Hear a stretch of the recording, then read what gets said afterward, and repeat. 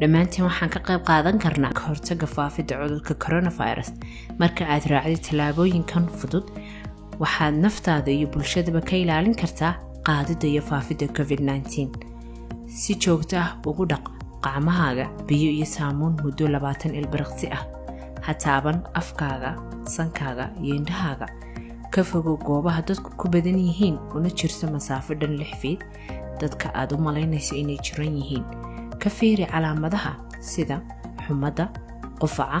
ama neefyarida naftaada iyo qoyskaagaba la xiriir dhakhtarkaaga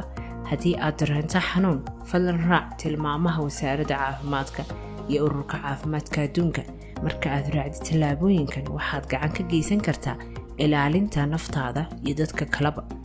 naga caawi inaan muuqaalkan la wadaagno asxaabta qoyska iyo dadka kale wixii macluumaad intaa dheer fadlan raac tilmaamaha wasaaradda caafimaadka iyo ururka caafimaadka adduunka